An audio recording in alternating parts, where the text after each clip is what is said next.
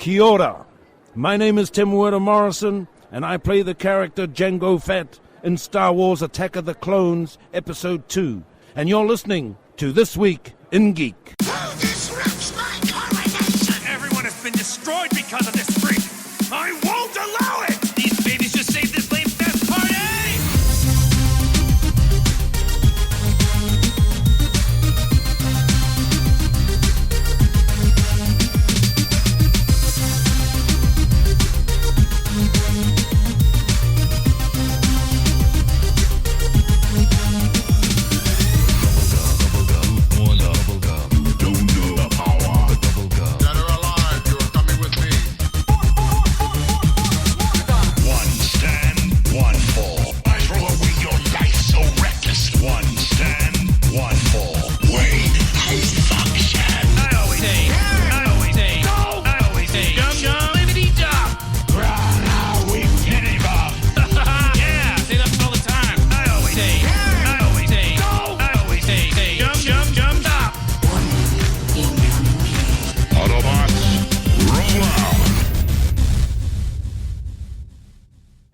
Hello. How's everybody doing? And this is not Birdman. Birdman has this week off. It's Mother's Day weekend, and he was time for him to take a break. So I'm running the show a little, solo, but we will have an interview that Michael conducted in the middle of the show, as well as one of his reviews. So, you're not completely without Birdman this week. We were going to maybe postpone the show and do it sometime midweek, but because we have so many things scheduled, with interviews and whatnot, we wanted to keep the flow of how the programming's been going. And I said, hey, I could do it. Just let me, give me some time. Make sure you get your interview ready and your review ready for me to put in, and I can put it all together. That's no problem, buddy. Because this Mother's Day is a hard time of the year on a regular basis. Around the Birdman household. He talks about it on social media a fair bit. And this year was sort of even more messed up because of COVID. So he's just like, you know what, can I have the weekend off just to, do the family thing? And I'm like, yeah, dude, of course. And I did mine at a different time. So, it doesn't bother me. And I've had plenty of time to think over and read the stories and understand what we're going on this week in the weird, wacky world of geek news and weird news. So we're good to go on that front. As far as what I've been doing this past week, other than I've visiting family on the weekend briefly, in the weirdest sort of isolation way possible, I have been playing some games for review. I'm still working on Sakura Wars, it's nice to have an RPG / action game / relationship builder game just to sort of zone out. I've also received some other titles to review. I've been looking at a indie game called Cepheus Protocol. It's sort of a RTS squad shooter hybrid. I've been playing that a bit. I have the Little Town Hero Big Idea edition, but the digital copy of it for the Switch. It's basically the same as the original version that was released earlier, but it's also coming out on hiccup there, on PS4. I also have just received this one's hard to pronounce, Utawara Romano, oh good lord, Prelude to the Fallen on the PS4 from NAS America. It's an RPG. I'll be checking that out in the next week or two. And on this week's show, I have SuperMash. Received that on multiple platforms, so I was able to check it out on a few different platforms. And that'll be my review in this week's show. And we're actually having just 2 reviews in the show plus an interview in the middle, so we'll sort of get to that when we get to it. And that's sort of just been where I've been at. I've been catching up on whatever TV is left before most of these shows have finished this week, and just sort of going with the flow when it comes to games here and there. And it's nice that it cooled down. We had snow in May, which literally a day after I put my air conditioner in. So I don't know if I caused it, but I'm going with yes. I'm assuming I caused the weather to change all crazy. So yeah, that's what's been going on here in Casa del Ricci. So, without further ado, let's get into the first review here. I'm not sure exactly what I'm going to throw in, but we'll see what it is, and you'll be surprised. And well, actually, maybe not, because you'll be in the show description by the time I post the show. So that's how the format of the show is going to be. It's going to be a review, then the news, then we're going to have an interview, then the weird news, then then a review, and then we're going to have closing thoughts on what's coming up next in the show. And be sure to stay to the end of the show, because there's going to be a couple clips in there that are pretty worth the while. This is a fair request, and I promise I will not judge any person only as a teenager, and that this is no more right than saying all teenagers are drunken dope addicts or glue sniffers.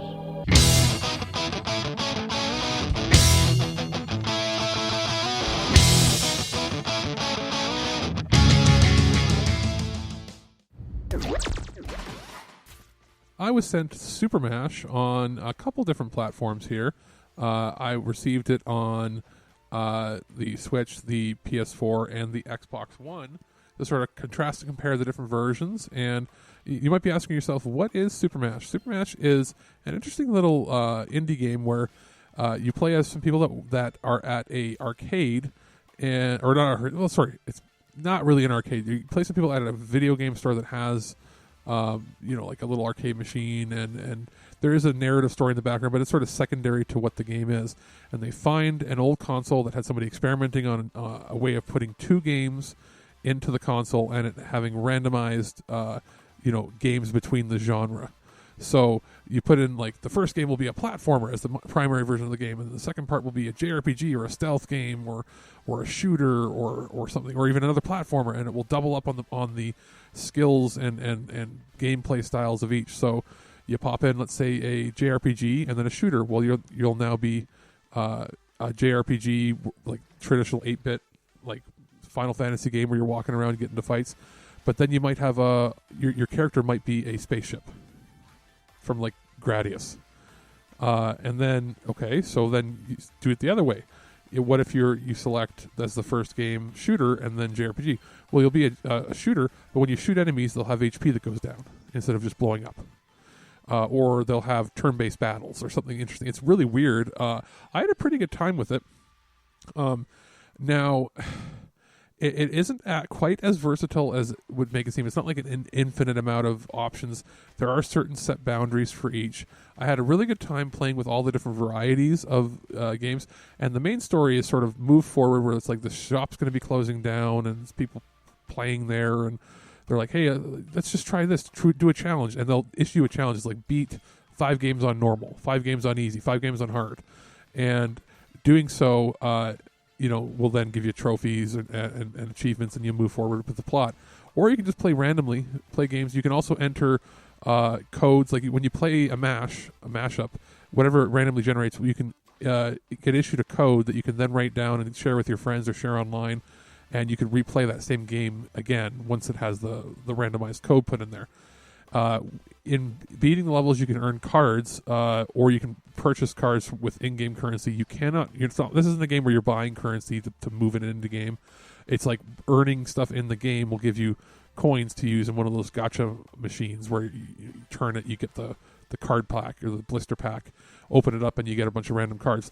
Those are modifiers that can do things like add certain enemies to a game, change the music, change the background, and they're one-time use items, except you can get like shiny ones that are like rainbow colored, and those are permanent use. It's like, oh, you like that song? You can use that song over and over again in the different style of game. Or you like that enemy, or you like that quirk. So it's like they'll have glitches and quirks. It's like, one quirk will be enemies randomly die. Well, you can activate that. You don't know necessarily what causes it. It could be moving to the right for 5 seconds on the screen will kill everything on the screen. Or it could be like killing one enemy on the screen kills all the enemies on the screen. Or it could be you getting killed kills all the enemies on the screen. It's sort of a random glitch. And that's where you get the funny weirdness factor that spreads in here. I have a game that I had a really funny outcome for, where basically sitting there doing nothing would then kill all the enemies and you get points. So there's other ones too. I'll have, I think, one of the codes I saved. I can put that in the show where you can get my MASH code and input it and see how you liked it. But here's sort of the spiel of the game itself. In SuperMash, players can mashed together 6 unique 2D game genres, including Metrovania, which is Metroidvania, shoot 'em up, stealth, platformer, JRPG, and action adventure. Each can be combined with itself for or another of the genres. Further customization masks generated with collectible in-game dev cards, which allow them to choose from specific characters, enemies, worlds, and more every time you play. Run a video game shop stocked with retro hybrids of player-created games. Share their favorite combinations with the world through unique codes and generated for each mash. Players can purchase SuperMash on the PlayStation Store, Xbox Game Store, or Nintendo eShop for $20 starting May 8th. That's pretty much what I've gone over with it. I had a pretty good time with it. I think it's not something you're going to spend hours upon hours upon hours with, but for $20, it's honestly really good. I had a really good time. I know Birdman has a copy of it as well to try out. He's trying to finish his other reviews first, but we're going to be playing them together and sharing codes back and forth, and I could see us doing that.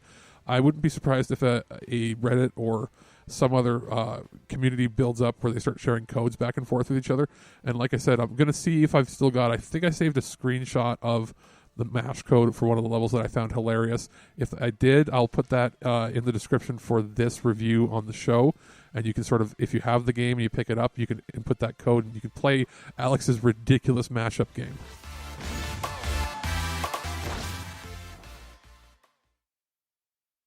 News on the march!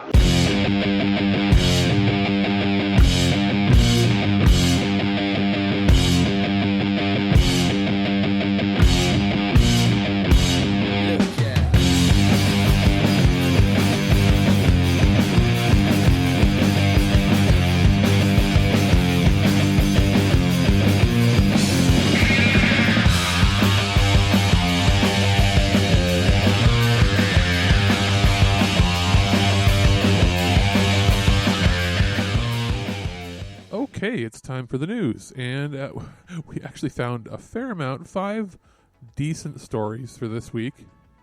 So let's check out what we've got first. Well, this comes to us from comicbook.com. Demolition Man 2, Stallone says the sequel is in the works. Now, this is something, before I get into the actual story, that I've wanted for a long time. It's actually my favorite Stallone movie. You know, it's not his best movie, from a critical standpoint, but it's always been my favorite. Now, it says here, Demolition 2 is in the works, according to star Sylvester Stallone. The original sci-fi film, Demolition Man, hit movie theaters in 1993. It's a cult classic, and fans have been looking for a sequel for years. Now it seems it could be on the way. In the original film, I don't need to go into details there because we know what happens in that film. If you don't, you need to go watch it. It says Stallone recently spent some time answering fan questions on Instagram, and he was asked about a potential future Demolition Man. He says, after all these years, it could really be happening. He has been in talks with Warner Brothers. So it's the first time. In the past, he'd sort of said things like, oh, yeah, I'd love to do that. But this is the first time that he's actually had negotiations on it. He said, I think there is. We're working on it right now with Warner Brothers, and it's looking fantastic. So it should come out. That's going to happen. That'll be interesting. I wonder. I mean, they can't get Wesley Snipes back because okay. Spoiler alert: his head explodes. So, but it would be interesting to see what the future holds. That way, like he's lived his life there, and then maybe somebody else gets thawed out, and he has to. He's like an old man now, having to fight like a young person. That would be weird. So, I mean, he looks great, but at the same time, he is what's Stallone now? I think he's 73 or 74, something like that. So, sure. Now it says here, it's in the early stages, but the fact that Warner Brothers has confirmed they are talking about it, which is interesting. Usually they won't confirm anything unless they're at a point where it's pretty solid. My guess is, had the pandemic not happened, we probably would have heard actual news on this, and it's sort of like they're waiting in limbo until they can actually get together to sign things. Now, let's see what else we got here. So I know on that first story, I know Birdman would be happy about it, but I'm, a bigger fan than he is of that film. Now, he told me what he wants is a new Dredd movie and to have both, he said he'd like a Dredd movie, and I was like, do you want to have, both modern Dredd and old Dredd in it? He's like, maybe, but no, he would like to have another Stallone Dredd, would be funny. It would be terrible, but it would be funny. Now, this is from The Star. This is Jim Gaffigan is going to play Rob Ford, or as Americans know him as, Toronto's crack-smoking mayor, Rob Ford, in a new TV series. For our American listeners that don't know much about it, maybe outside of that, his brother, Doug Ford, is actually our premier. So he's basically like our governor, essentially. And he's surprisingly been handling the pandemic very well, way better than anybody was expecting, to the point where he was actually calling some of his own constituents, like his actual conservative voters, stupid people and yahoos and wackos for trying to protest all this. Like, he's gone full bore in like working with the liberal federal government to get everything going. So it's surprising how well he's handled it. He's handled everything else in his career terribly. But the biggest folly has been his brother, who was the mayor of Toronto, who was caught smoking crack, and there was that famous video. I'll probably try to grab a clip of it, maybe put it at the end of the show, where he said some things on television that even Trump wouldn't say. Now, knowing how Jim Gaffigan looks, like his actual physical features, and the way he can contort his face and stuff, I can see him playing a really good Rob Ford. So it says here, actor-comedian Jim Gaffigan will play late Toronto Mayor Rob Ford in a series to be filmed for AMC, which is weird because AMC is an American channel. The project described by the showbiz industry website as dark comedy. Yeah, no shit. It says it will be written by Letterkenny veteran. Oh, okay, so Letterkenny people are writing it, which, if you don't know what that show is, there's memes of it popping up everywhere online. It's basically slightly Northern Ontario. It's like Northern Ontario Trailer Park Boys, if that makes any sense. It says the project described as dark comedy, written by them. The series is said to depict the rise and fall of Ford, brother to today's Ontario Premier Doug Ford, as he climbs the ranks of Toronto's highest office before crack cocaine scandal that derailed his political career. And it should be noted that he died of cancer in 2016. Gaffigan, who's 53, is best known for fans for playing stand-up comedy, a field where he has numerous TV specials under his belt. Here's the big thing, though. If you know Jim Gaffigan, he's known as playing as the clean-cut guy, the family guy. Like, he's one of the few stand-up comedians you can take your grandma to, you can take your children to. He doesn't swear. He doesn't, do anything vulgar or gross. So he's literally going to be playing so against type that this is going to be like earth-shattering. This is going to be like when Bob Saget, you found out he was a dirty comedian after doing Full House. So this is going to be one to keep an eye on. I think it's going to be brilliant. I normally don't like these kind of biopic comedy dramas, but I think this one might hit pretty well, and it's going to be just insane. I'm surprised that they're moving forward with it, but, sure, why not, eh? Now, our next story here has to do with the Tiger King. So I would say by now most people that wanted to see Tiger King have seen Tiger King, and if you liked it or not, whatever, you just know it's become sort of part of the public lexicon right now. And they've now cast, according to Screen Rant, Nicolas Cage as Joe Exotic, which is brilliant. Like, I can't believe it. So it says here, a scripted Tiger King TV show, so basically a drama or comedy, whatever, casts Nicolas Cage to star as Joe Exotic, the stage name of Joseph Allen Maldonado Passage. The Tiger King himself has become a household name in recent weeks thanks to the Netflix docuseries Tiger King Murder Mayhem Madness, which introduced viewers to the world of big cat breeding. Though Exotic was a central focus on Tiger King and the figure of which the title refers, Netflix's widely watched series also featured other colorful characters such as like fucking Carol Baskins, Jeff Lowe, and Doc Antle. Given the opportunity of Tiger King's docuseries, a variety of other projects surrounding the subject of Exotic have been put into development. Even Netflix released a new Tiger King episode hosted by Joel McHale featuring interviews with many of the people of the original docuseries focused on. Now the first upcoming script adaptation of Exotic's story and his rise to infamy as the Tiger King is moving forward, casting their main star. Which, okay. It says, as reported to Variety, Nicolas Cage will star in the upcoming Tiger King series as Exotic. The Tiger King scripted drama will be adapted from Leif Rigstad's article in Texas Monthly titled Joe Exotic, A Dark Journey into the World of a Man Gone Wild. Film rights to the article were acquired by American Vandal showrunner Dan Lagana and producer Paul Young. Lagana will write and executive produce the series. In addition to serving as showrunner, Young will executive produce.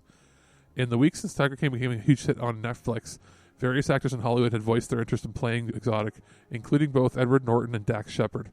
Fans of the docuseries have also offered their own casting picks for the show for the Tiger King himself, like Sam Rockwell or Danny McBride. Danny McBride would have been interesting, but it's kind of par for the course with the kind of characters he plays.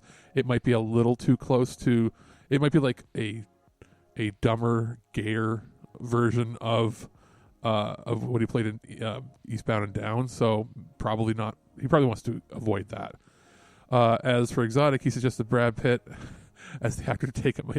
Yeah. Exotic himself thinks Brad Pitt's going to play him, really. However, Cage is the actor to land the role, and no doubt will do great things because he's going to go full 100%, not the bees on this, I guarantee you. The writer had success with American Vandal seasons 1 and 2 on Netflix, both receiving a great deal of praise from critics and fans alike. What remains to be seen now is how the show will cast Baskin as well as Lowe and Antle. That is, if they're included in the new drama. Although the three play key roles in Tiger King docuseries, it's unclear how they'll fit into Lagana's series. Both Baskin and Lowe are mentioned in the article in which the series is based, but not Antle. Fans will have to wait and see what aspects of Exotic's life the upcoming scripted series will adapt. If it'll expand on the events of what people mentioned in Reichstad's article, or stick to the saga of Exotic and Baskin until more is revealed. Those excited for the show can speculate who will be cast as Baskin and join Nicolas Cage's Exotic in the Tiger King TV show. Sure. I'm pretty sure this, if they're smart, they'll make it really cheap, have it filmed with like an over-the-shoulder sort of thing, like almost like found footage. Nicolas Cage, he's going to get so into this. I can see him like sporting the haircut or with the wig or whatever he's going to wear and just looking like that all day, all night for like several weeks. It'd be hilarious. So I don't know. We're probably about a year away from that, depending on when they can start shooting. But it's not like it's going to have a ton of post-production work done on the show. It's going to be fairly cheap. So our next story here is that the 2020 Tokyo Game Show has been canceled, surprising nobody. The Tokyo Game Show, one of video games' biggest events on the planet, last year drew 260,000 people. Holy shit, that was a lot of people. It's been canceled for 2020 amidst the COVID-19 pandemic and will now be replaced with an online showcase. A statement released by the show's organizers sent to Kotaku reads, due to the outbreak of novel coronavirus, COVID-19, on a global scale, and the situation remains unpredictable in Japan as well, the organizer and the co-organizers have reached the decision after a long consideration to place the utmost priority on the health and safety of visitors, exhibitors, and stakeholders. We ask that you kindly understand and for your cooperation. There's a bit of translation sort of issues there, but you get the gist of it. Getting to Tokyo Game Show involves being pressed shoulder to shoulder on trains. Being at TGS involves being pressed shoulder to shoulder in packed exhibition centers. The show was never going to be happening in the near future, and everybody sort of was expecting this to come down. Details on what exactly the online component will be to the showcase will be announced in the coming weeks. So, I mean, yeah, that makes sense, because you really can't, you can't have that many people crammed there, and it was inevitable. People weren't sure if they were going to cancel it initially because Japan had not really shut down. They sort of gone into this mode of you can work from home if you can, but it's not expected. And now they're sort of going full bore into this, being no, we have to deal with this. This is an international event. If it's one thing if it was a small press event done mostly in Japan, and then they would broadcast it, have a couple newscasters show it, and then rebroadcast the footage here with their own people on top of it or something. But this was a case of, no, 260,000 people. You can't do that. So that makes perfect sense. Now, as far as our last story here, as far as the last story we got for this of the main news, it came in sort of at the end of the wire here, so we sort of added it the last second. It's The Mandalorian Season 2, Tamora Morrison cast as Boba Fett. And, you might know him as playing Jango Fett in the prequel trilogy. as well as doing the voice of the clone in the Clone Troopers. So it says here, this is from IGN. Star Wars Universe alum Tamora Morrison will reportedly portray the iconic bounty hunter Boba Fett in The Mandalorian Season 2 on Disney+. According to the Hollywood Reporter, Morrison's Boba Fett is expected just to play a small role in Season 2 of the series. The New Zealand-born actor joined Star Wars back in 2002's Attack of the Clones, where he portrayed Jango Fett. In Attack of the Clones, it was revealed that Boba is actually one of Jango's clones, who the bounty hunter later decided to raise as his own son. Morrison will join Season 2's reported new cast members Rosario Dawson as Ahsoka Tano and Terminator star Michael Biehn and an unnamed bounty hunter. Behind the camera, Robert Rodriguez and Peyton Reed will have confirmed that they will be directing episodes. That's weird the way they worded that. They're both confirmed to have directed episodes for Season 2.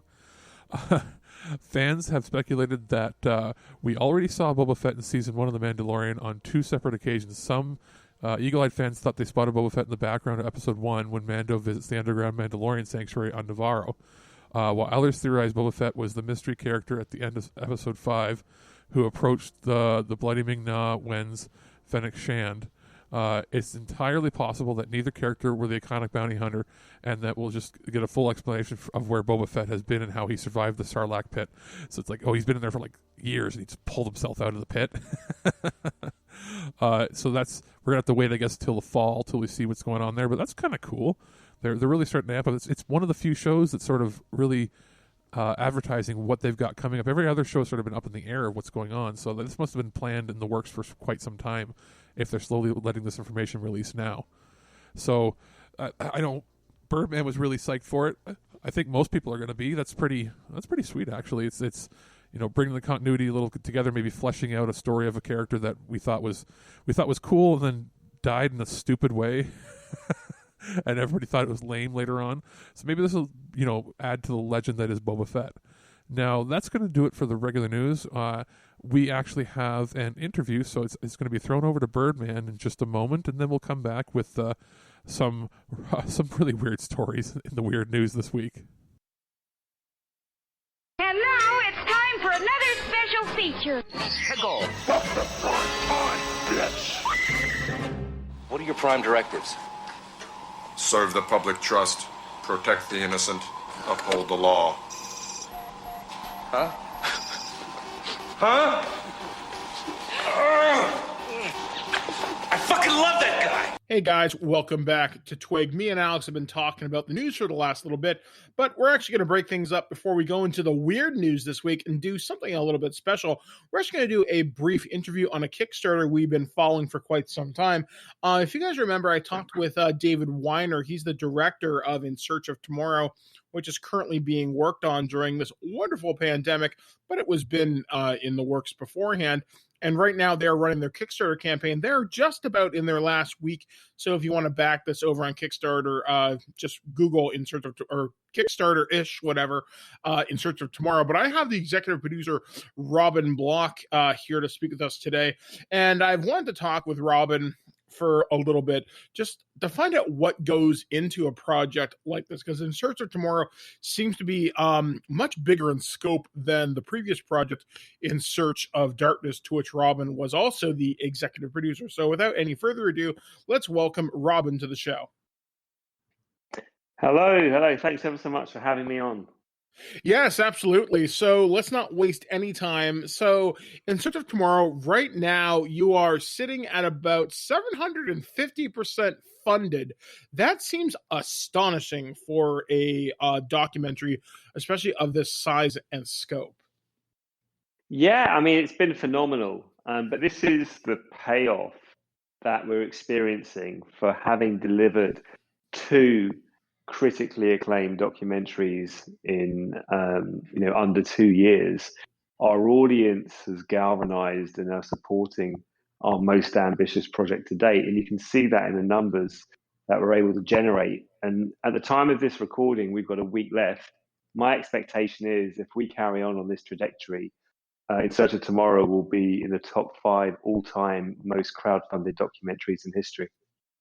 Yeah, that's something that I never quite would have expected, especially from a Kickstarter backed kind of project. But then again, we've seen the success that Kickstarter can generate for films. So this is not your first kind of rodeo. Going back through your filmography, you've done The Last Action Heroes, you've done the aforementioned In Search of Darkness. While working on In Search of Tomorrow, what are some of the new things that you've learned? Because looking at your IMDb profile, you've been the executive producer for these three projects, but I imagine each experience builds upon the last one, correct?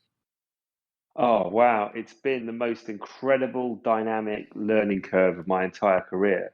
And what I've really learned from these experiences is that these documentaries, the community that we're building, the team that I've assembled, we're an extension of fandom. These films are almost a way of fandom to understand itself. The biggest take forward lesson that I want to, implement into part of the project are the fans themselves. We want to take them along with us. We want to create a fully fledged experience for backers. This isn't just about backing a documentary and waiting for a Blu-ray to arrive. We want to actually rip up the script and create an experience for the first time in history where fans of 80s sci-fi can actually be part of a whole universe celebrating this theme. We want relationships to be built, lifelong friendships to be made through this journey. And that's the level that we're aiming for with In Search of Tomorrow. So, one of the questions I've always wanted to ask, and I didn't get a chance to ask David when I spoke with him, I know what the role of the director is. That helps put the vision of the documentary on the screen along with the editor. What is the role of the executive producer during the filmmaking process? Just because I really don't know. And I can imagine you're running into all sorts of unique obstacles that maybe a director doesn't have to kind of worry about. He just has to be there to shoot it and make sure it looks good. But the executive producer, I imagine, has a much wider and greater responsibility to the film. Yeah, I mean, I think the easy way to think about it is the buck stops with me. All of these projects are my ideas, my brainchild. I assembled the team. I'm also the CEO of the company that produces them. So my role is all encompassing. My role is to support David, is to make sure that all he needs to worry about is making the most amazing film of his career. My role is to make sure that my production team, my marketing team, are able to excel at what they do. And my role, I suppose, is to make sure that ultimately we execute on our ambitions for this project. And so it's a kind of weird title because I have to wear many hats. I have to take care of the legal stuff. I have to take care of insurance. I have to take care of the team. And ultimately, it's about creative leadership and making sure that everyone who works at Creative EC is given the motivation and the space to do the best work of their careers. So far, like I said, you've been doing all these variety of films. What are some of the more interesting challenges that you've had to come up against so far, particularly with making In Search of Tomorrow, just because you're trying to wrangle so many different aspects of the sci-fi 80s fandom, from the more casual fan to the more niche? How do you decide who to grab for interviews or what have you? Yeah, it's a really good question. So I think I'm not really interested in casual fans. I'm only really interested in super fans, and I want to create something which they'll treasure. So that's my number one focus. With the challenges, it's interesting because you're talking to me right now when we're in the middle of a crowdfunding campaign, and it's war. Like, we're at war. We start with nothing with these projects, and we have to make sure that we have enough money to really deliver. That's hugely challenging. It's a complex process with many parts, and you're always dancing with uncertainty. But the story's there. the message there, the passion and the heart, and why we are all dedicated to make this project happen. That's a very noble endeavor. And there's so many challenges, but it's the most rewarding work of my entire life. It's also by far the toughest, but we've got a great track record and we're going to build on that now. So challenges come from wrangling talent, trying to get in front of people, trying to work with the press, trying to make a difference. We want to be the market leaders in crowd-funded, community-powered entertainment. So we need to be the exemplars. We need to be the ones that get it right. We need to be the ones that deliver. And that's tough. It's hard. It's not easy. But there's nothing else I would rather do. So as of right now, you're sitting at over 750% funded. So what does that go into with this particular movie? Basically, what kind of stretch goals have you reached so far? So we don't use stretch goals on this project. Stretch goals are really an artificial way to extend funding. They're not actually necessarily real. And they're something that marketers do when they hit a goal early and they need to carry on. The reality is that we need to raise a lot of money to fulfill our vision. And the more money that we get, the better job we can do. I mean, already we're looking at a 4 or 5 hour project at a minimum with the world's largest assembly of 80 sci-fi talent. I mean, I can't sort of hammer the message home. We want to make history, and not just with the movie, but with the whole community behind it. I've never seen it done before. We're seeing it unfold before our eyes. We're definitely getting the support and backing from the people that count. And the industry's listening. We haven't even scratched the surface of the level of talent we're going to involve in this project. We're going to be adding people, huge global names, all the way up until the end of the year. This is going to be a really unique experience. And we're so hyped because we learned so much from In Search of Darkness that, those lessons, those challenges we had to overcome, they're all for this purpose right now. I use the word history a lot in when I talk about these projects, but we have to dial everything up to 11, and we want to create something which is a bit of a kind of like a nerd's fever dream. We want to create an experience which you can dive into for hours and immerse yourself in 80s sci-fi and come out the other end, and you've become someone new. I mean, that's what we're aiming for, and you know what? I've got the right team to make it happen. Absolutely. So, who are some of the people that people might be able to look forward to seeing in this 4 to 5 hour visual epic? Oh man, so I think we've got over 40 names at the moment that are attached, and we've filmed about 10 interviews so far. So you've got people like Paul Verhoeven, Shane Black, we've got Sean Young from Blade Runner, we've got Nancy Allen from RoboCop, we've got Bill Duke, we've got John Carpenter, we've got Clancy Brown. I'm going to miss people out because I don't have IMDb in front of me, but we're putting together a who's who of 80s sci-fi. It's going to be really big. So if people wanted to find out more about the Kickstarter and sort of what is your 1 minute pitch at them, where would they have to go and why should they give you their money? Wow. Okay. So first of all, we're on Kickstarter. We're on the front page. It's a project that Kickstarter loves, and they've been backing it. In Search of Tomorrow, we finished fundraising midnight on the 17th, Sunday the 17th, midnight PST, and then it's all over. And why you should back it?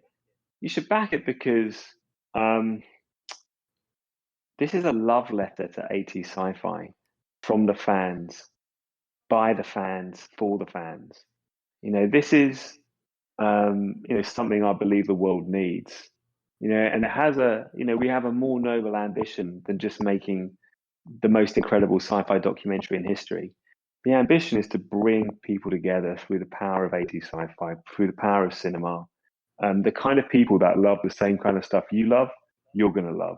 And that's what this is all about. It's all about community. It's all about finding your people, finding your tribe. And if this message resonates with you, then you're the right person to back our project. I don't think I could have given a better pitch myself. Robin, I definitely got to thank you for taking time to speak with us here on This Week in Geek. My pleasure. Thanks ever so much for having me, and see you guys next time. All right, guys, that was my interview with Robin Block. He is the executive producer for In Search of Tomorrow. So like I said, he's got about a week left in the project. If you want to go back that over on Kickstarter, we are going to be keeping an eye on this project as it proceeds to move along. I'm excited as a big fan of RoboCop, Aliens, and The Terminator, and countless other big box sci-fi you've seen in the video store at some point. So if you want to go check out my previous interview with David Weiner, who is the director of this project, go back in our archives and check that out from a couple weeks ago. Otherwise, we will be keeping an eye on this project as it moves forward. Anyway, now back to me and Alex talking about something likely really friggin' dumb. We'll be back right here on ThisWeekInGeek.net. Hey, Doc, we better back up. We don't have enough road to get up to 88. Roads? Where we're going, we don't need roads.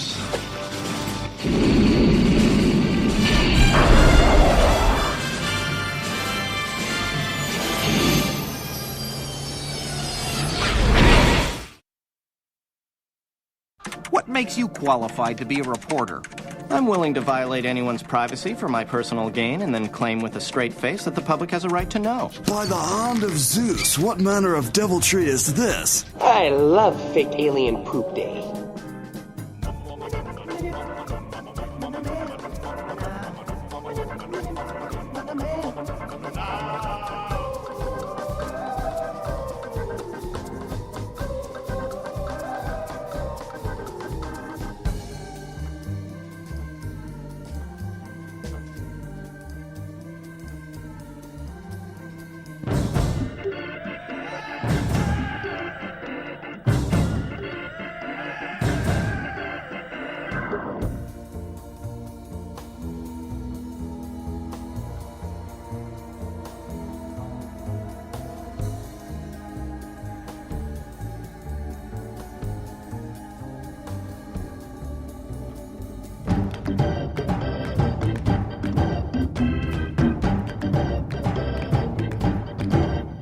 We have some weird news for you this week. 5 stories similar as the news. So we'll just get right into it. Rolling Stone is reporting that Gary Busey to adjudicate animal arguments on new show Pet Judge. The 6-episode series will premiere May 25th on Amazon Prime. Gary Busey will grab his robe, his gavel, and very possibly his fur roller for his new role as Gary Busey Pet Judge, a 6-episode series premiering May 25th on Amazon Prime and other streaming services. The show finds Busey settling disputes between aggrieved pet owners, with a press release promising the cases will revolve around, in quotes, a veritable menagerie of animals including monkeys, goats, birds, dogs, meerkats, turtles, robot raccoons, and more. The statement continues, is Gary Busey a real judge? Absolutely not. Does he know anything about pet law? Probably not. Can he look into your soul and suss out your spirit animal while delivering a verdict with the trademark Buseyism? You bet your sweet ass. The donkey kind. A preview clip from Pet Judge offers a glimpse of Busey tending to the scales of pet justice as he mediates a dispute centered around the unexpected and perhaps calamitous appearance of some unwelcome snakes in a hotel. A sign that says, no snakes allowed, that keeps them out.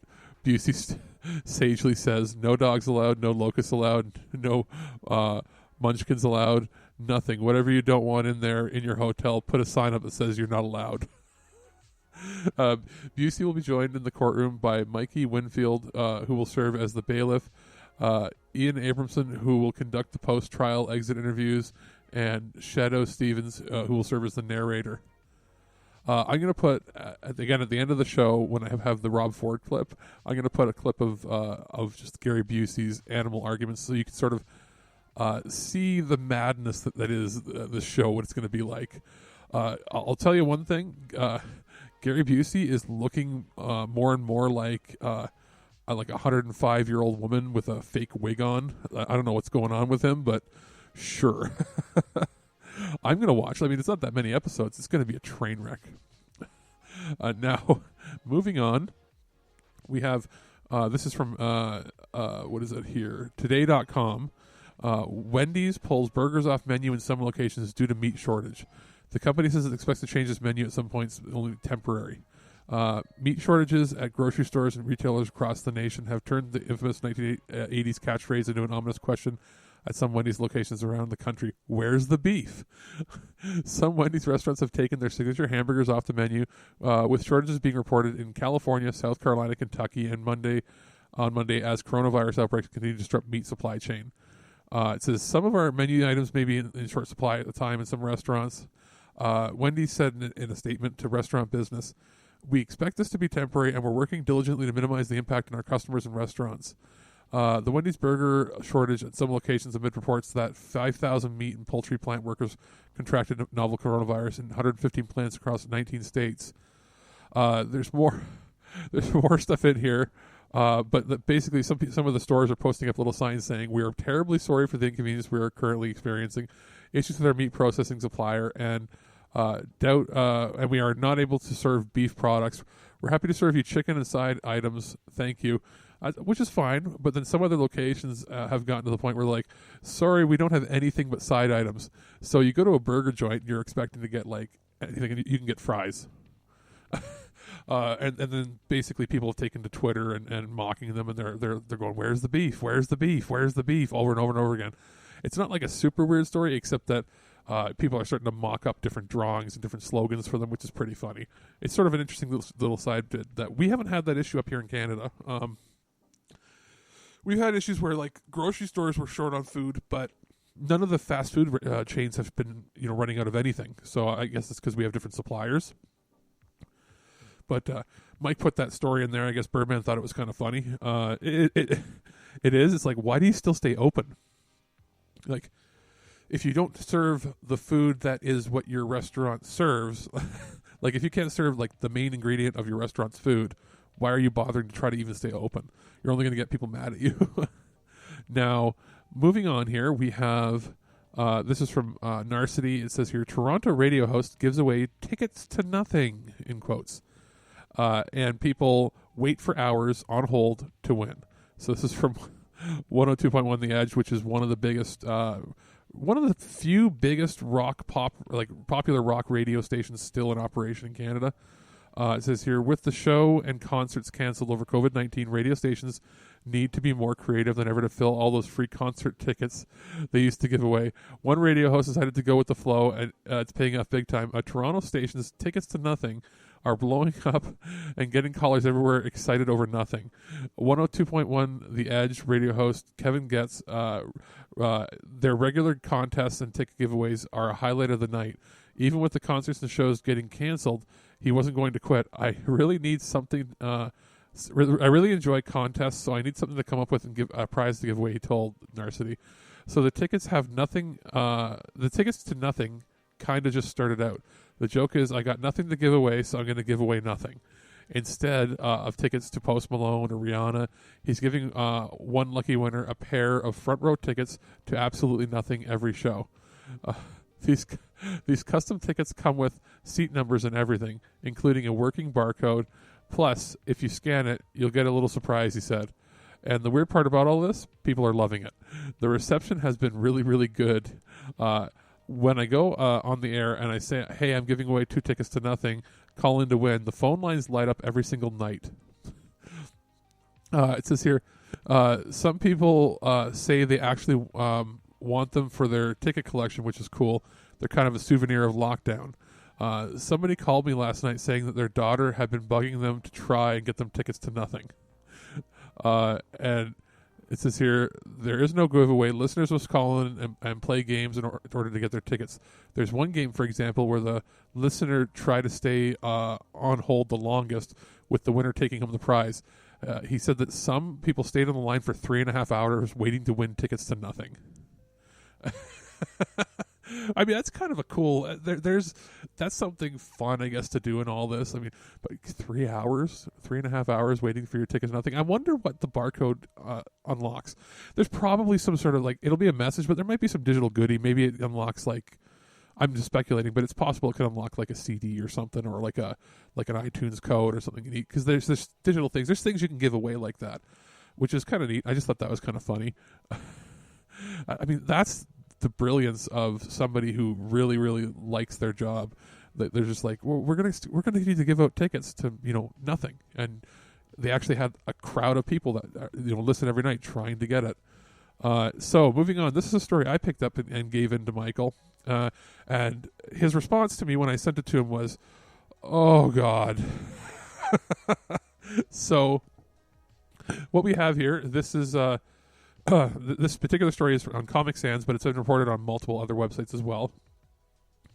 Macaulay Culkin took his, in quotes, insane role in the next season of American Horror Story because he gets to have, in quotes, crazy sex with Kathy Bates. So it says here, Macaulay Culkin is the latest to join the long list of notable actors and stars in American Horror Story over the years. Due to the pandemic, it'll be some time before American Horror Story Season 10 is filmed and released. For now, the story behind Culkin's decision to join the cast has been entertaining enough. It says, American Horror Story producer Ryan Murphy sat down with E! News to drop some hints about the show's upcoming season, which will air on Netflix. So I guess, is it gone off of FX? That's interesting if it's gone to Netflix. Cool. Anyway, yeah. Sure. Murphy assured that in the addition to including the 71-year-old Oscar winner Kathy Bates, who has appeared in every season since the show's third aired in 2013, American Horror Story Season 10 will include a new, though very recognizable face, Home Alone actor Macaulay Culkin. Murphy spilled the finer details on the efforts to convince Culkin to join the cast. Here's what he said. I said, okay, here's the pitch. And I told him the character, and I told him that he had some crazy erotic sex with Kathy Bates, and he does a bunch of other things. And he paused. Macaulay Culkin paused and goes, that sounds like the role I was born to play. So he signed up right then and there. One wonders what the other things, in quotes, will include. Twitter took to the news the same way it handles surprising pop culture news. A variety of hot takes, all of which were to escalate the situation. So, New York Post posted the information, and it's just a whole bunch of people with the Jack Nicholson nodding meme, where it's like the gif where he's nodding and the camera zooms in towards him. There's also ones where of other memes of people being like, "I'd watch that," and then of course you get the few people that are putting in the Dumb and Dumber, barfing sort of, ready to barf in your mouth gif there as well. And then other people saying, why? And then all the other people below them saying, why not? And it says here, and even if some of those Twitter responses feature sharp criticism and deem the decision a poor one, Murphy was far from hasty with the choice to include Culkin in the upcoming season. He went on to share his attraction to Culkin's acting with E! News. I have always loved Macaulay Culkin's work. I loved everything that he's done. I love the stuff he did in Home Alone. I also love the sort of older, more recent stuff that he's done as a more mature actor. And he hasn't worked in a while, so I thought, why not? I'm excited for him to be in my world because I think I'm going to want to do a lot of things with him if he wants to work, because I think he's fascinating and interesting, and I think he has a lot of soul. There's both a lightness and a darkness to Macaulay Culkin that I'm attracted to. It says, but alas, we'll be forced to wait until an undetermined time until development of the show can actually move forward. But the producer was quick to explain that the conditions look bright for a solid final product after it's all said and done. Everybody is kind of on pause. I honestly don't know, but I think it's a great season, and I know the actors are chomping at the bit to get into it, so that's all I know. Okay. Sure, I'm down. I've seen bits and pieces of American Horror Story. I saw season 1, I saw season 2, I saw season 3, and then I didn't see anything until season 9. So, and then, season 9 also included characters and storylines from the first 3 seasons, so that's probably why I jumped into it. But I'm so down. I'm so down for this.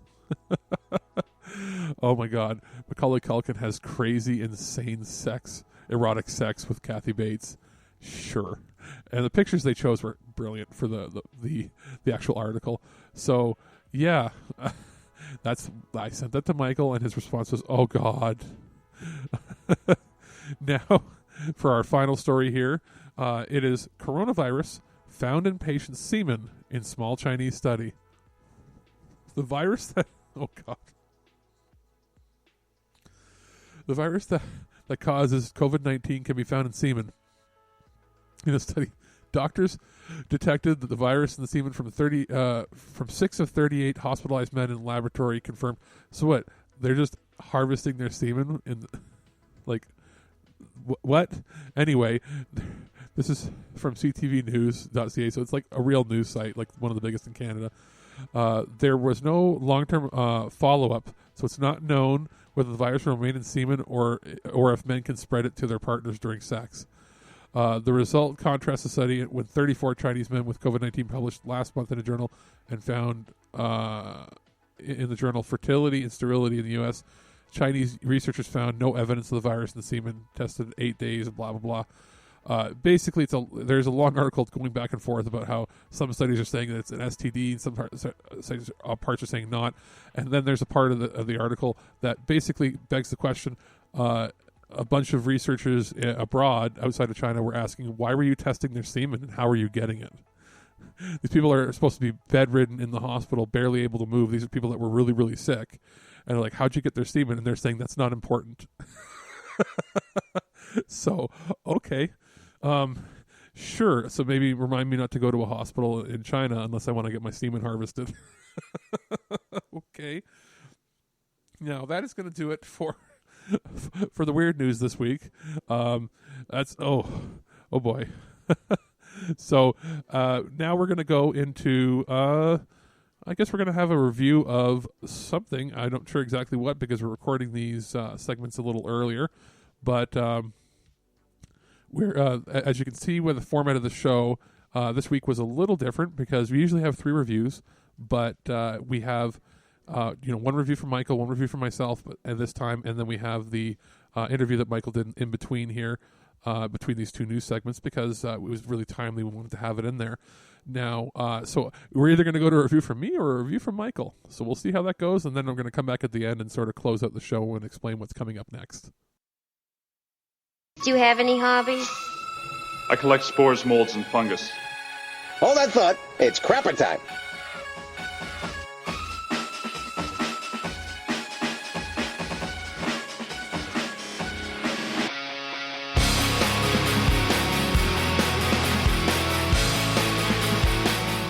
Guys, Mike the Birdman Don here, and I'm here to take a look at a Nintendo Switch game that I recently got sent. This is coming to us from PQube and Fiction Factory Games. I'm talking about Arcade Spirits. This is a game that I saw in the Nintendo eShop a couple of weeks ago as upcoming, and I watched the trailer and was actually fairly impressed with it, because I've always wanted to dip my toe into the visual novel genre of games. And this one kind of had me hooked with its premise, sort of the 2000s and the 1980s that never was, sort of where the video game crash of 1983 never happened, and what if arcades were still a huge thing and people ran them as just sort of a thing that they do. So Arcade Story features the story of you, R.E. Cater, and you can be a he, a she, or they. So if you want to be non-binary, you can do that too, totally valid. And you go through a series of 8 different chapters over the course of this adventure, which takes place over the course of like a year and change, probably. And it's kind of you getting your feet under you to break the Cater family curse, because you've always been cursed with bad luck, your jobs have always sucked, and it's time for you to take charge of your life with you and your roommate Juniper.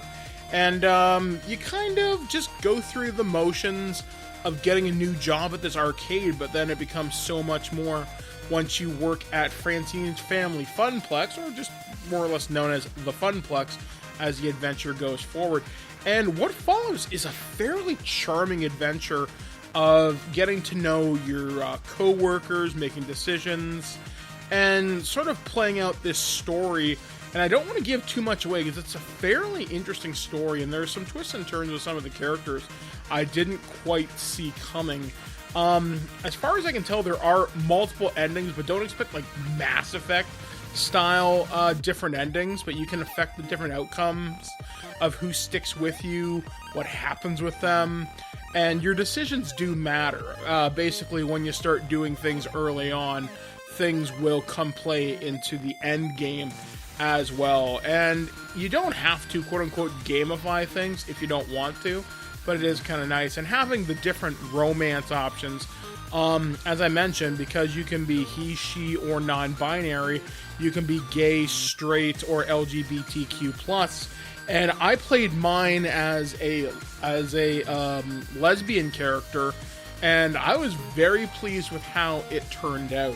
I thought the romance was remarkably cute, and it kind of tickled me in the right way. Now, there is some voice acting in this game. The most notable, Mark Meir, who's a friend of the show, who you may recognize from the Mass Effect series of games. He's also done stuff with D&D, with like Baldur's Gate and whatnot. There's also people who participated in Ultimate Spider-Man, Sailor Moon, Resident Evil. They've got a wide variety of talent in there, which is fairly fantastic. If I did have one complaint, is I would say some of the art floats between being really good and some of it being kind of inconsistent. I would say probably the weakest part is probably the customization you do get to your character's look. As in, I don't feel as if you look as feminine as you could, but that's okay. That's a minor quibble at most. Sound is okay. The voice acting is fantastic when it happens. The ambient chiptune inspired soundtrack, when it's really prevalent, it's really good. When it's just kind of there, it's kind of background noise as they don't want it to overwhelm things.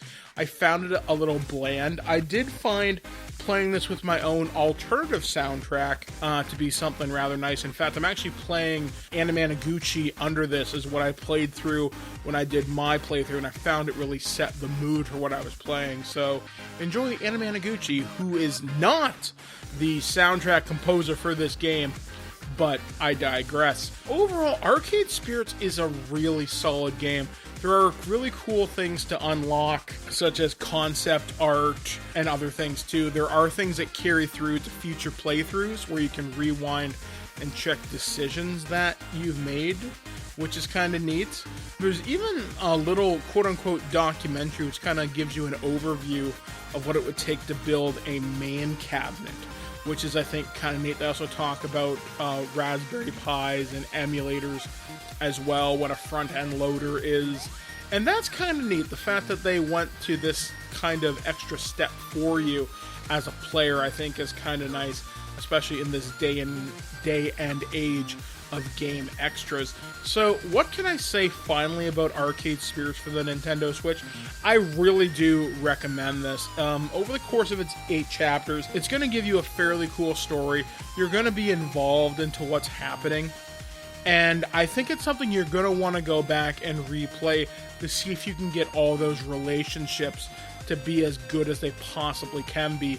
By the end of the game, there were 2 people that I quote-unquote lost, and I'm wondering if I could have got everybody. Probably could, but this is something I may come back to in a few months and see if I can redo a romance with somebody, just to see how it all kind of plays out differently if I made different decisions.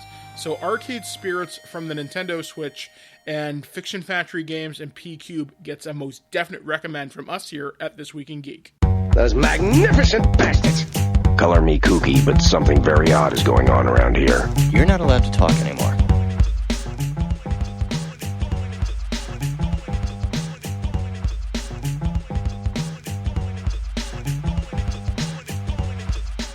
Alrighty, and that's going to do it for the show this week. Hope everybody had a as good a Mother's Day, as interesting a Mother's Day as you possibly could, if you were celebrating, because we all know this is the weirdest one probably we're going to have in quite some time. Birdman and his family, had to deal with a weird dynamic when it came to Mother's Day this year. So with all that stresses and everything going on, I know he's mentioned it on social media. That's why he wanted to take some time off just for the weekend to sort of refresh his brain and deal with all that, which is perfectly understandable. And we were going to maybe record the show later, but we wanted to sort of get it out on time. And I said, hey, I did my Mother's Day early. I basically went a day early to see my mother and grandmother, and we had to do a thing where basically we were all wearing masks and we were all staying in separate parts of the house living room and talking from afar. And we ordered delivery food in that way so that we could all have our own thing. We didn't have to like prepare things for each other and stayed separate. And I was there for like an hour or so, and then I left with waving, no hugs or anything. It was odd, but it was still in person. And then my brother today, or the day of recording, which is Mother's Day, decided that he was going to go with his wife, but they just basically drove by, said hi through the car door, waved, left flowers, and then went home. So it's been an odd one even for us. Now, as far as what's coming up this week, I'm just going to pull it up here because we have a few things. I've got a couple things scheduled and things that are going to be scheduled for earlier in the week. But first things first, what do we got?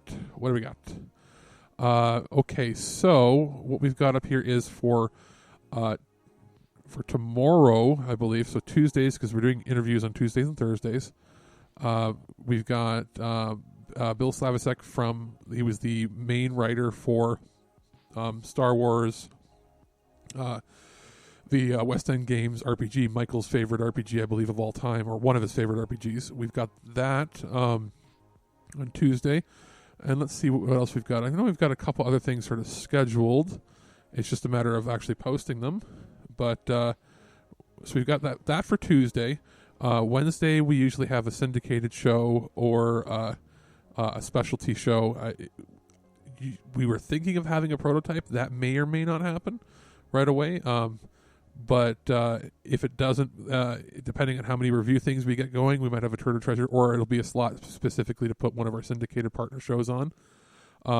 Now, as far as, let's see here, what do we have? We also have for Thursday the interview with Stephen Gagne, I believe that's how you pronounce his name, unfortunately. I know it was different. I think it's Stephen Gagne. For the writer for Arcade Spirits, the video game, I believe Birdman wanted to have, the review is either going to be in this show this week, or it'll be upcoming soon.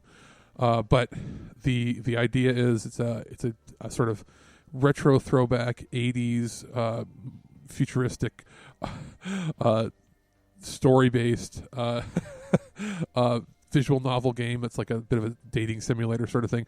Birdman, it's been his dipping his toes into the visual novel style of game.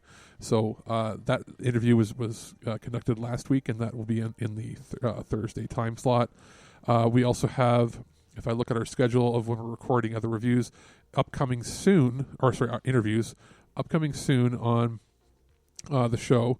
We are going to have a interview with the Alien RPG writer, a Harry Potter based interview, one on the Fallout RPG, the tabletop RPG. That's going to be an interview coming up, as well as one on the Judge Dredd RPG. We are also going to be, as long as everything works out, timing and I would say schedule-wise, we're having an interview with the Sharknado creator / Asylum producer, David Latt. So that's coming up soon there. And we're also going to be recording our next Twig Sunday Funnies Comics episode, which will air at the end of the month. We are getting it recorded this week so that we have time to edit. So there's plenty there, and there's still some more interviews in the works. The idea is, until we burn out or until we can't get any interviews, we're looking to try to get 1 to 2 interviews per week for as long as the coronavirus is going on, or as long as we can receive subjects to talk about. We had the last couple of years less interviews than in previous years because Michael had been having health issues, as well as the relocation of the show and everything. It changed over the last few years, and we've had maybe a few interviews per year. But if you've noticed, we've had more interviews in the last month than we had all of the last 2 years. So we're trying to get more and more in, and I'll tell you, it's been a fun and interesting experience doing so. So hopefully you end up liking them, and some of these interviews will be sort of evergreen because they're on a specific book or topic that'll last for quite some time. And some are a little more topical, like the interview we had in this week's show with the In Search of Tomorrow's producer, which the Kickstarter fundraiser ends, I believe, in a week or so from when this is airing. So if you get a chance, click the link in our description, check it out. Back it. It's going to be a really, really fun, extensive, deep documentary. So that's going to do it for this week's show. We'll be back with Birdman on our regular programming next week, and I would say, play as many games as you can now, watch as many movies as you can now. Just have a good time. Hopefully, you had a decent time with your family this weekend. And if that's not your bag, it's not what you do, then I still hope you had a pretty good time anyway. So that's going to do it. Talk to everybody later. Well, that's our show. All right, here's the deal. Every time you watch my show, I will send you $40. Checks will not be honored. You've been listening to This Week in Geek, your source for guaranteed nonsense or your money back. Tune in next week for more info on the most important things you didn't need to know. Check out our website at ThisWeekInGeek.net and subscribe to our podcast through iTunes or any podcatcher. If you'd like to comment on this episode, head over to this episode's post at ThisWeekInGeek.net and leave a comment through Facebook Connect. Follow us on Twitter at ThisWeekInGeek.net and follow our Instagram at twig_official_podcast. Social media not your thing? Send us an email at feedback@ThisWeekInGeek.net. We'll see you next time, and remember, lower your shields and surrender your listenership. Just when you think this show is terrible, something wonderful happens. What? It ends. I have to go. Somewhere there is a crime happening. Well, he's got a great point there, and a sign that says, "No snakes allowed," that keeps them out. No dogs allowed, no locusts allowed, no munchkins allowed, none. Whatever you don't want in there, in your hotel, put the sign up that says what's not allowed. I understand, Your Honor, but I just want to point out that he never, until arriving at the hotel, said that he was going to be bringing snakes with him, and all those other pet owners stayed ahead of time when reserving their room. It was a surprise, and there was over 30 snakes in that box. It was a lot of snakes. Surprise! Sorry. How does that feel? Not great. Pet Justice! Gary Busey, Pet Judge. Olivia Gondak, it says that I wanted to eat her pussy. Olivia Gondak. I've never said that in my life tour. I would never do that. I'm happily married. I've got more than enough to eat at home. If this makes you uncomfortable, you might want to fuck off and watch something else.